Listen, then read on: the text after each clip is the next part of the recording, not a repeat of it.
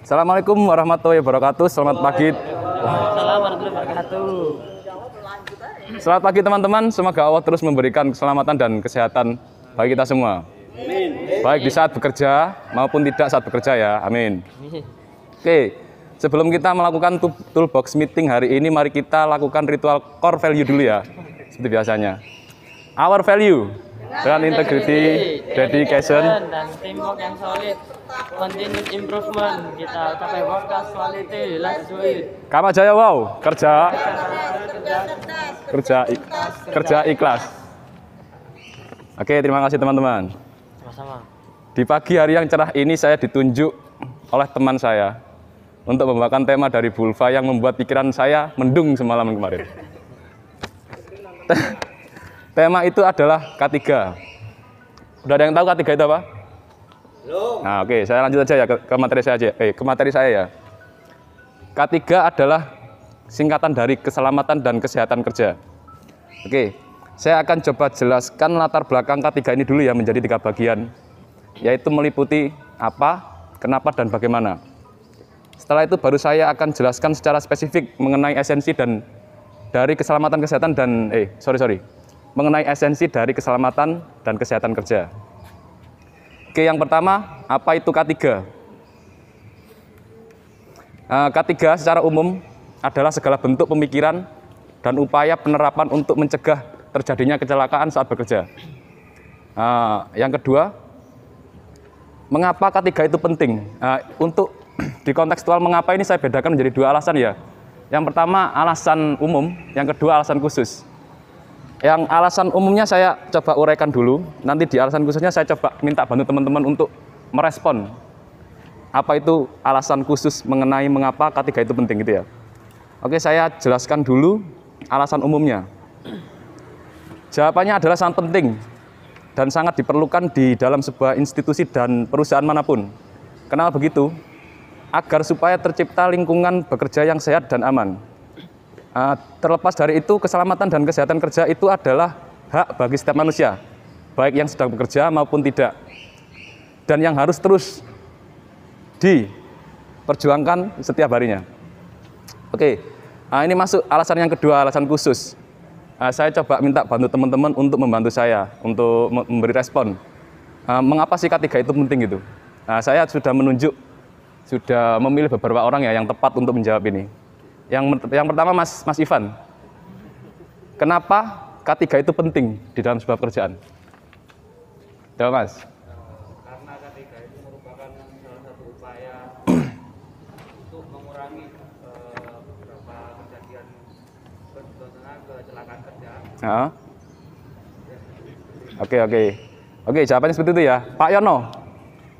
Kenapa K3 itu penting, Pak? Di driver aja, Pak ya, biar spesifik bahasanya. Saat kerja di lapangan gitu loh. Kita harus hati-hati dan menjaga kesehatan di rumah, kita masih ada yang menunggu keluarga kita. Oh, keluarga kita, oke. Yang ketiga, Mas Randy. Kenapa K3 itu penting? Soal konteksnya di dalam ya, saat kerja di dalam. Karena mengurangi kecelakaan di warehouse. Terserah Mas, terserah. Yang penting jawaban menurut sampean kenapa penting K3 itu di pekerjaan. Untuk mencegah kecelakaan kerja. Oke. Itu aja cukup. Oke. Tadi udah disebutkan ya alasan khususnya masing-masing personal. Yang ketiga ini saya ingin membahas mengenai bagaimana penerapan K3 itu. Di konteks bagaimana ini saya 50%-nya adopsi dari luar ya. Yang 50% dari saya sendiri yang sudah saya lakukan selama ini gitu ya. 1, keselamatan kerja ya. Tadi kan ada 2, keselamatan dan kesehatan. Ini yang saya bahas dulu adalah keselamatan kerja dulu. Saya sebenarnya ingin coba menawarkan konsep sederhana ini ya kepada teman-teman. Dan konsep ini juga saya gunakan sampai saat ini, meskipun nggak setiap hari, tapi sering. Konsep itu adalah 5M. Apa itu 5M? M yang pertama adalah membaca, kedua memahami, ketiga menjalani, yang keempat mengevaluasi atau menilai, yang 5 membagi. Pertanyaannya, di mana 5M ini diterapkan? Jawabannya adalah di setiap saat dan dimanapun kebijakan atau aturan itu dibuat. Maksudnya gini, di dalam sebuah organisasi atau perusahaan itu kan pasti ada kebijakan dan aturan yang dibuat ya. Nah, kita tinggal menggunakan 5M itu. Yang pertama adalah membaca dulu aturannya. Yang kedua memahami. Setelah membaca dan memahami baru kita bisa menjalani. Kalau ketiga ini sudah kita lakukan, kita evaluasi dulu. Barangkali ada beberapa peraturan yang belum kita lakukan atau yang sudah kita lakukan. Kalau yang belum kita kritisi, kenapa belum gitu ya. Yang kelima itu membagi kepada siapa? Ya kepada rekan-rekan kita. Maksudnya di rekan-rekan yang sedang bekerja ini. Nah, kalau perlu tambahan yang keenam, yaitu mendokumentasi, difoto kalau perlu, biar nggak lupa, gitu ya. Oke, di poin ke-1 ini mungkin saya nggak akan terlalu detail menjelaskannya. Di poin kedua adalah kesehatan kerja. Oke, di poin kedua ini yaitu kesehatan kerja, saya ingin coba menyajikan ya, sekaligus mempromosikan sebuah unsur materi yang berbeda. Dengan poin pertama tadi yang sudah saya paparkan, yaitu mengenai keselamatan kerja. Oke, di poin kedua ini saya akan bahas secara spesifik mengenai kesehatan akal pikiran saat bekerja, akal sehat saat bekerja. Karena kesehatan nggak melulu mengenai fisik ya, tapi mengenai pikiran bagi saya gitu ya. Jadi saya akan coba ambil poin yang lebih berbeda kali ini.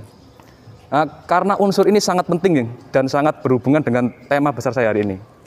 Dan juga saya melihat ada beberapa isu ganjil yang kita alami belakangan ini ya, yang saya duga penyebabnya ada kaitannya dengan unsur ini. Bentar. Gini, saya melihat dan membagi masalah kesehatan akal atau nalar ini menjadi dua bagian. Yang pertama, saya melihatnya kita kurang budayanya komunikasi kritis antar rekan kerja dan pekerjaan yang kita jalani. Oke. Ini saya bedakan dulu ya, ada kritis, ada kritik. Kritis dan kritik itu ada jarak pengertian. Kalau kritik, orang yang nggak mau tahu terhadap informasi yang relevan atau enggak. Jadi dia maunya pokoknya tangkap semua informasi, berhubungan atau tidak, nggak mau tahu. Yang penting kita share informasi itu. Dan informasi itu dapat digunakan atau tidak, dia nggak mau tahu. Yang penting aku dapat solusi. Itu. Yang kedua adalah kritis. Kritis ini sebenarnya sama jahatnya dengan kritik, cuma dia elegan. Dia lebih elegan dari kritik. Elegannya gini, orang kritis mampu membedakan informasi yang relevan atau enggak. Relevan itu berhubungan ya. Yang pertama mampu membedakan informasi yang relevan atau tidak. Yang kedua, mampu menggunakan informasi atau data yang relevan untuk menjawab problem solving atau masalah, gitu ya. Jadi harapan saya adalah di lingkungan bekerja kita nggak hanya sekedar mengkritik, tapi juga mengkritisi setiap masalah yang terjadi supaya dapat jawaban dari problem yang ada di lapangan gitu ya. Ya, apa Bu? Gemeter, rotok gemeter. Oke, saya lanjut ya. Yang kedua, kita belum terbiasa dengan adanya perbedaan pendapat. Nah, saya sering ini menemukan di saat kita terlibat meeting, kita nggak terbiasa untuk saling berbeda pendapat. Pendapat itu harus sama. Menurut saya enggak.